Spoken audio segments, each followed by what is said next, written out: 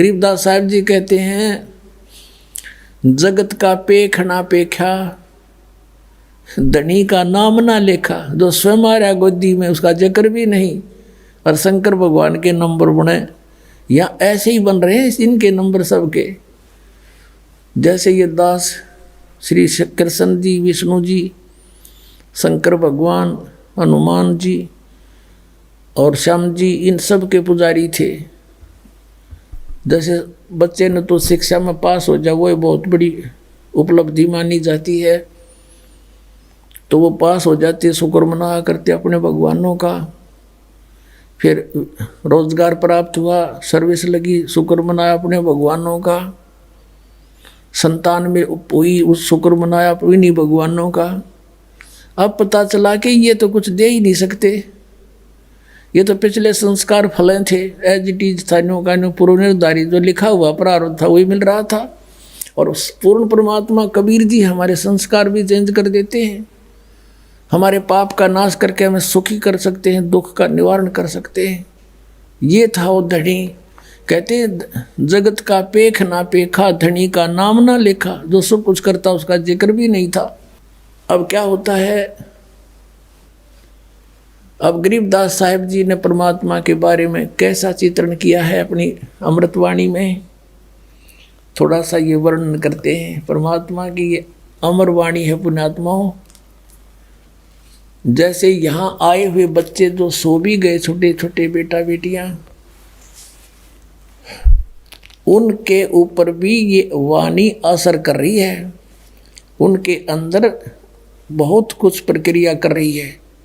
जैसे एक सर्प डसा हुआ व्यक्ति मूर्छित हो जाता है और गार्डू एक मंत्र, एक सेंटेंस सा अपना सिद्ध कर देता है, उस मंत्र को बार बार बोलता रहता है उस शरीर के ऊपर। वो ना वो तो अचेत पड़ा है, और उसके बोलने से, उस वाणी के मंत्र के प्रभाव से वो विष रहित होकर के सचेत हो जाता है।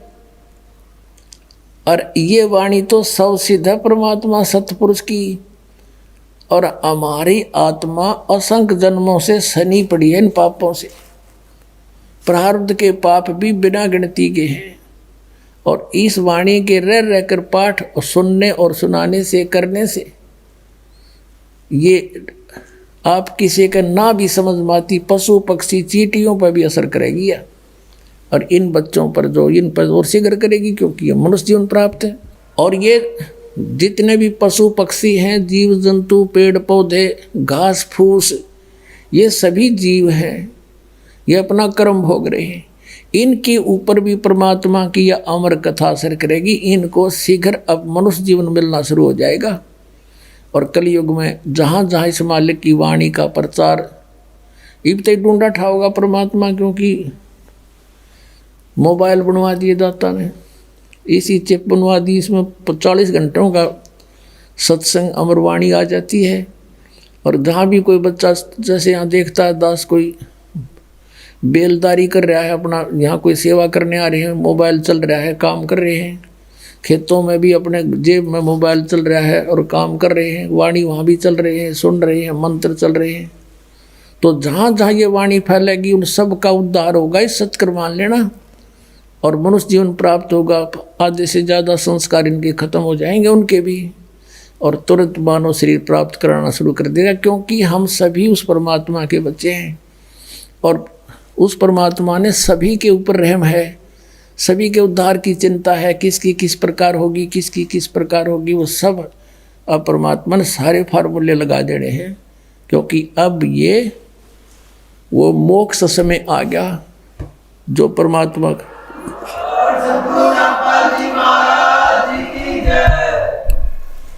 तो कहने का भाव दास का ये है कि इस अमरवाणी ने जितनी बार सुना उतना ही थोड़ा। और परमात्मा की कथा को सुनने में आपकी इतनी रुचि रहनी चाहिए, जैसे आप सुबह आहार करते हो और शाम को फिर उसी भूख लगती है तो आप स्वस्थ हैं। और यदि आपको कुछ अरुचि बनती है भोजन में तो समझो आपका कोई ना कोई शरीर में रोग स्टार्ट हो गया है। अब उसका इलाज क्या है, उपचार क्या है? भूख ना लगे तो कोई टैबलेट लेनी पड़ेगी, कोई रोग है तो कड़वी औषधि खानी पड़ेगी, तब भूख लगेगी। तो अब ये परमात्मा की कथा वाणी ये दोनों काम करेगी। आत्मा की खुराक भी है और ये रोग नाशक भी है। इसमें जिस व्यक्ति को ये अरुचि होती है कि ये तो कई बार सुन ली, तो समझो उसका कोई पाप कर्म जोर देगा। अब कोई करड़ा पाप आ लिया, तुलसी पिछले पाप तय हरि चर्चा ना भावे, और जैसे जबर के वेग तय भूख बेदा हो जावे। किसी व्यक्ति को मलेरिया जबर हो गया हो और उसको भूख नहीं लगती, काजू किस्मत सेब संतरे रोटी प्रतिदिन जो आहार करते हैं वो भी कड़वी लगती है। रोटी कड़वी नहीं, मनुखा दाख कड़वी नहीं, उस जवर ने उसके शरीर की व्यवस्था इतनी बिगाड़ दी कि स्वादिष्ट वस्तु भी उसको कड़वी लग रही है। उसका ट्रीटमेंट क्या है? कुनीन खानी पड़ेगी, कड़वी जीभ पर बिना रखी जाए इसी कड़वी, और फांकी मारनी पड़ेगी, तब वो जबर उतरेगा। और जबर उतरेगा तो भूख फिर स्टार्ट होएगी, और फिर ऐसी भूख लगेगी, बुखार उतरने के बाद इतनी गजब की भूख लग गया करे, घर के भी नो क्या करें, घनी रोटी ना खावा कदे फिर बीमार हो जाए। तो पुण्यात्माओं, प्रथम बार जो सत्संग सुनता है उसने अरुचि सी बनती है, कदे सुना नहीं, कबीर भगवान बताओ, हमने तो ये कदे सुना नहीं। तो ये उसका जबर है, मलेरिया हो रहा है उसका। और कुछ एक ना वो भी चर्चा अच्छी ना लगती भगवान की, रागनी कितनी सुन ले, फिल्मी गाने तो रात में भी सुने जा, और ये ना अच्छी लगती, तो उसके पाप कर्म के कारण उसकी आत्मा मूर्छित हो रही है। वह ग्रस्त है उस जवर से, पाप के जवर से, और पाप कटेंगे इस अमृत की वाणी, अमृत वाणी के ट्रीटमेंट से। और फिर वो व्यक्ति हिम्मत सी करके ये वचन सुन ले भगवान के सत्संग के, ये फांकी मार ले, और 5-4 सत्संग ना चाहते हुए भी सुन दे। जैसे ये गोलियां कोई खाकर, बट्टी जो खाकर राजी है कोई, पर हंगासा करके खानी पड़ती है, और फिर रंग लाती हैं, बुखार उतार देती हैं। बुखार उतरते ही फिर वो रोटी इतनी स्वादिष्ट लगती है कि सूखी खा जा, सब्जी की भी आवश्यकता नहीं। अपने आत्माओं, ये दास देखता है गांव गांव में, घर घर में जा करके दास ने परमात्मा के ये अमृत वचन सुनाए। पहले तो परिवार का एक सदस्य किसी के कहने से दास के पास आया, फिर पाठ रखवाया। घर जाते थे तो घर वाले उनके सारे नो कड़वे कड़वे देखा करते, यू कौन आ गया, यू क्या करेंगे फंड हमारे घर पे। और जब सुने थे सत्संग 3 दिन सामने बैठ कर ना सुने थे, तो अम्मा ही लाया करते छत पे, सुन इनने भी सुनना था। वो अपना बैठ कर कितना न कितना जरूर सुनते, कोने में, कमरे में, बाहर भीतरे। तो ये तो इसे वचन है, उसकी उतार देंगे बुखार को। अगले दिन तो वो सत्संग सुनने के लिए सामने बैठ जाते थे।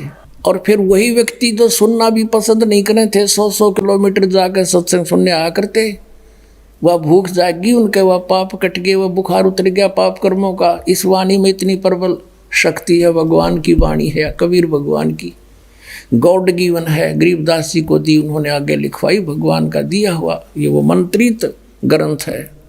अब परमात्मा की थोड़ी सी वाणी सुनाते हैं, फिर हम उस कंसेप्ट पर आएंगे कि परमात्मा जब शिशु रूप धारण करके आता है, कंवारी गाय का दूध पीता और नहीं पीता हो। ये गुण कौन से भगवान में है जो वेद बताते हैं, ये फिर कंसेप्ट हो जाएगा। वेद जो बताते ही इज गॉड, जो वेदों में वर्णित है वो है पूर्ण परमात्मा। और वो लीला की किसने, वो हम उनकी लीलाओं से पता लग जाएगा।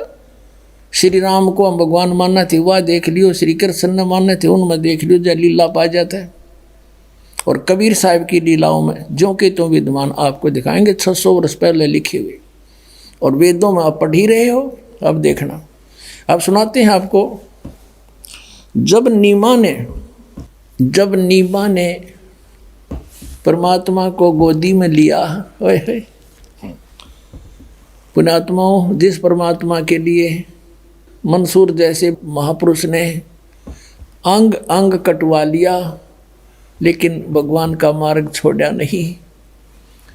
और शेख फरीद जैसे महापुरुष ने कुएं में लटक कर जीर्ण शीर्ण कर लिया शरीर को मालिक को पाने के लिए। गोपी चंद और भर्तृहरि जैसों ने राज त्याग दिया भगवान को पाने के लिए।